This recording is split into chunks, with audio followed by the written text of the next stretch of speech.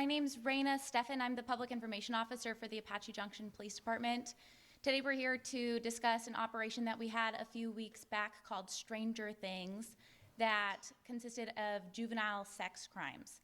And today we're going to have Chief of Police Mike Pulley from the Apache Junction Police Department speaking, and then afterwards we will have the County Attorney, Pinal County Attorney Brad Miller speaking, and then we will have the Apache Junction Police Commander Cindy Ewer speaking as well. And I'd like to invite Chief up.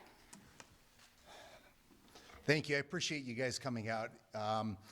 We're here to talk about a couple different things, and even though this operation happened over a month ago, the reason we're here is because you can never have enough reminders to parents, guardians, teachers, medical, anybody, that our juveniles, our youth, are our most precious commodity and we have to protect them.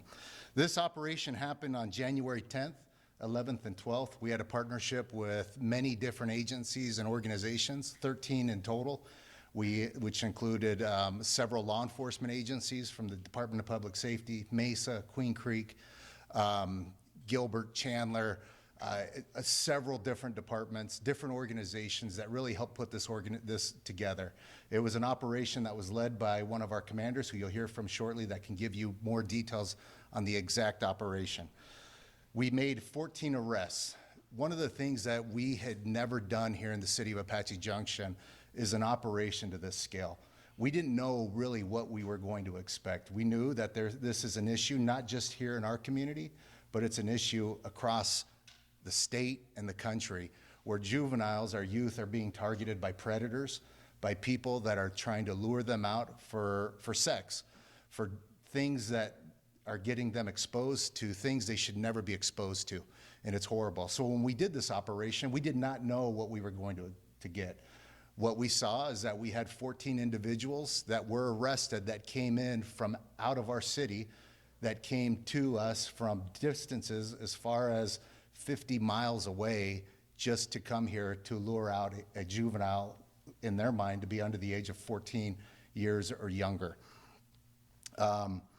We were able to do this with grant funding through the Department of Public Safety.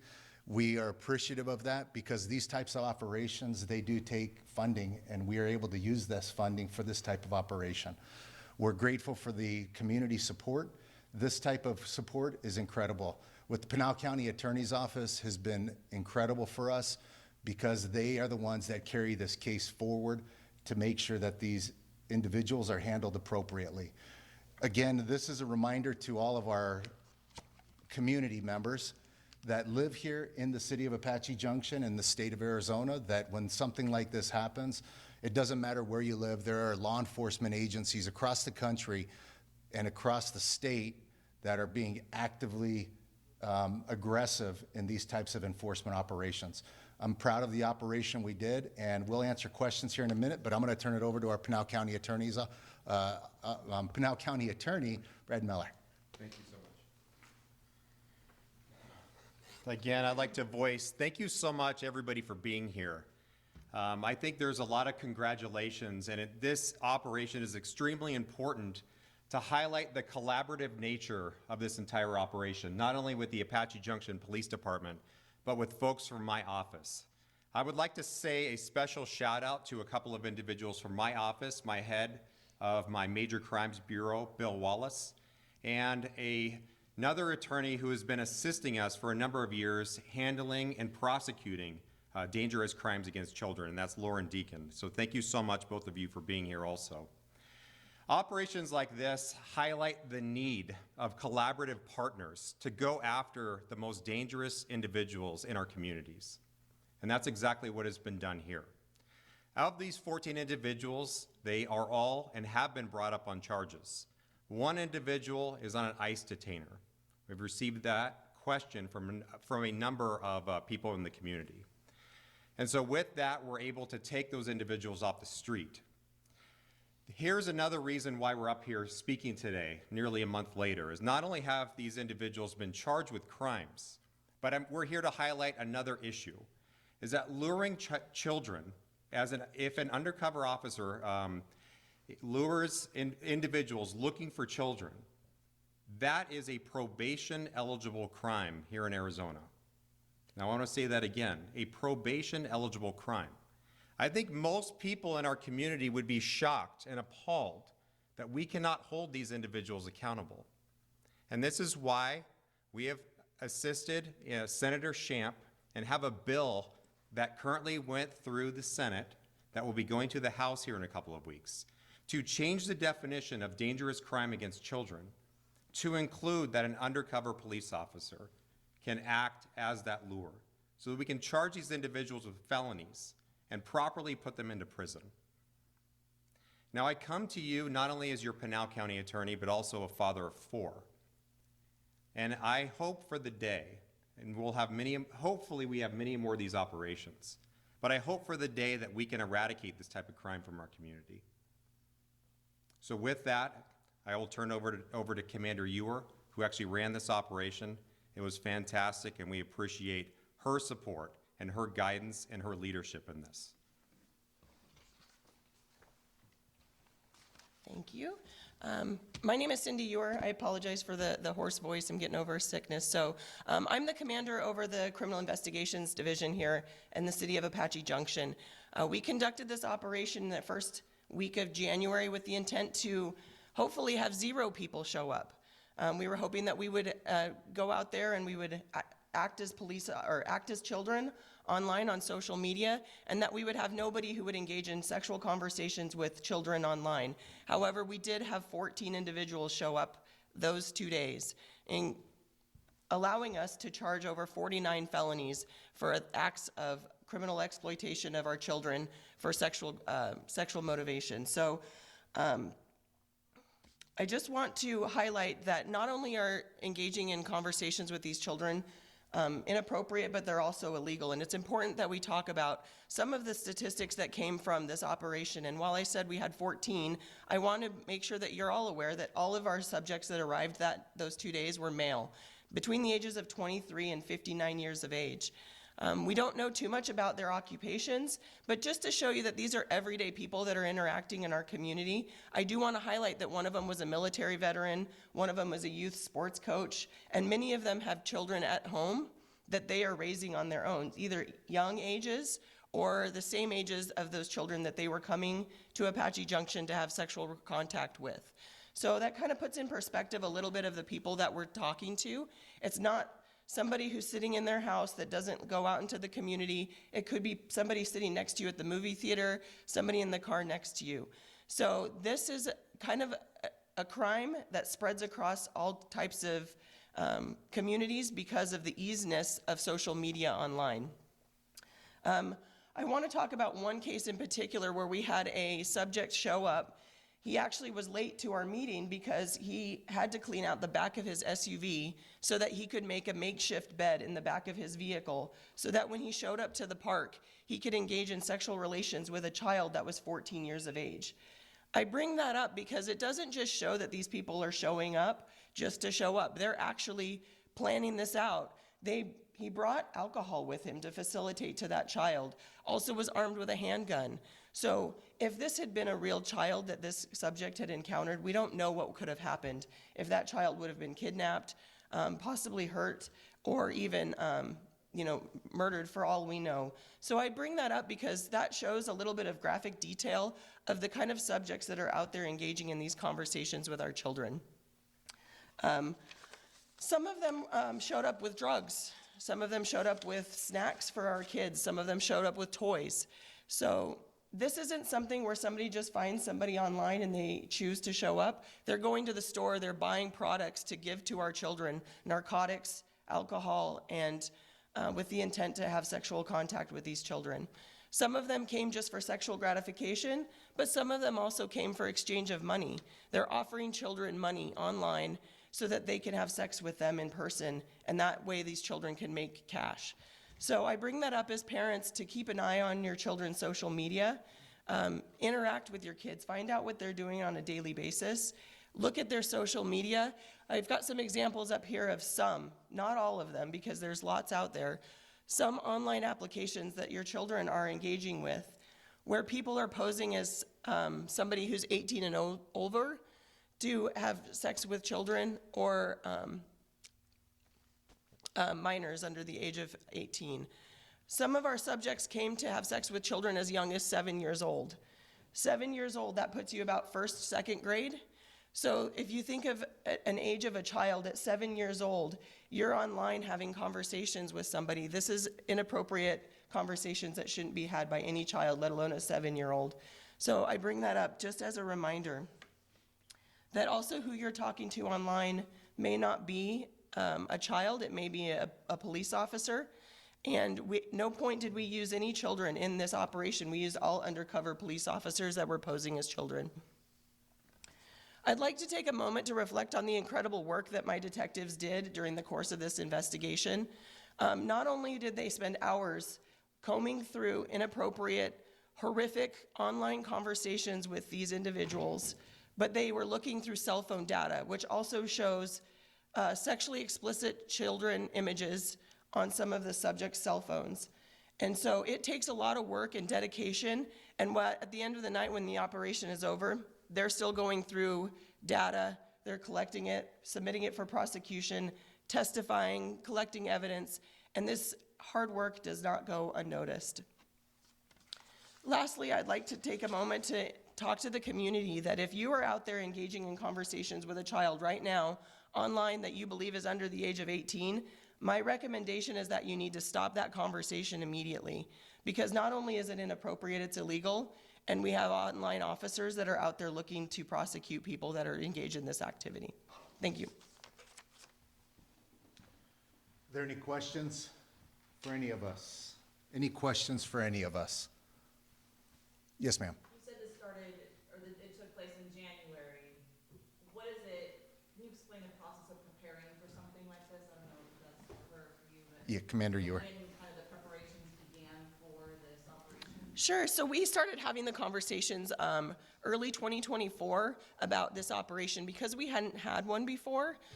It took a lot of extra effort reaching out to other agencies that had experience. That's why our partnerships with the other agencies are so important, because they have teams that are used to doing this activity and that they can kind of help coach us. So we brought in different teams, detectives, analysts, all kinds of stuff from the other agencies to really bolster our experience because we didn't have much. It's imperative that we work with our non-government organizations to help. Arizona Anti-Trafficking Network, Dark Horse, other places or other organizations help with this activity, but really we can't do it alone. We have to rely on those other agencies and the other entities that have experience in this. And you know, obviously we're going to move forward with continuing with these type of operations now that we have the experience, but really planning to make sure we have enough detectives. We have the Pinal County Attorney's Office on board right from the very beginning so that we knew when we went to prosecute these cases, we would have successful prosecutions. It's really a team effort, and it took 6 to 9 months, but we could definitely do it much faster now that we have some experience. Question for the county attorney. Can you go into a little bit more detail about the one person that was detained or arrested and then turned over to ICE? Yeah.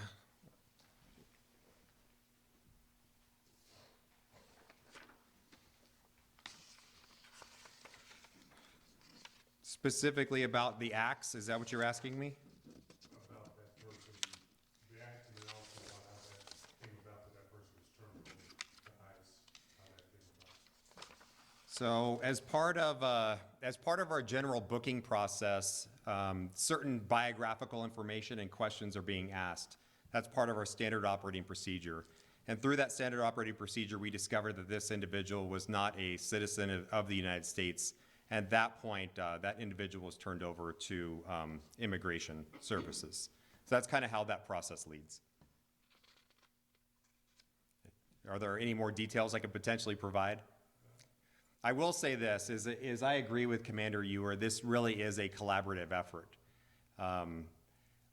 The team that we have at the Pinal County Attorney's Office, to me, is one of the best in the entire state and probably one of the best in the country, and we thank them very much. These types of operations, just like Commander Ewer said, is not something that is going to end today. This is something that we're going to continue with. That's why at the Pinal County Attorney's Office, we are actually starting and spearheading a brand new special victims unit to deal specifically with these cases in the community. That unit will consist of trained individuals, officers, county attorneys, and other individuals to assist so that, again, I can reiterate, that we can attempt to eradicate this type of behavior from our community. It endangers the entire community, it endangers our children, it endangers our officers, and this is something that we need to stop. And we believe with this new special victims unit that we can stop this and attempt to eradicate this type of behavior. The individuals that were arrested outside of the illegal immigrant, were they residents of the county or did they come from other areas around? So Commander Ewer can talk specifically about those, but as was mentioned, most of these came from outside the county and came in the county, but we believe that they're Arizona residents. Yes. Did any of them have priors? Were you familiar with any of them? It's a little bit touchy to discuss some of this stuff, but from what we saw, nobody had any illegible priors, something that we could actually allege in when we actually went to indict them. Yes. Yes. Talk a little more about the exact charges that these individuals Sure. were charged with? Yeah, and this will highlight kind of my point that we need a change in the law. So some of the charges, I'll highlight some of them. Attempt to commit sexual conduct with a minor, sexual exploitation of a minor, which is known to most people as like a child porn charge, where you're passing photos. But most of these charges relate to luring. And so luring is one of those charges where a person is trying to lure a minor for sexual purposes. That's the issue that we're trying to address at the state legislature right now. And we hope and beg that Governor Hobbs will sign this into law. Because recently we had a change in the law where a luring charge, and if it involved an undercover officer, cannot be charged as what's called a dangerous crime against children under 13705. It can only be charged as a regular felony offense.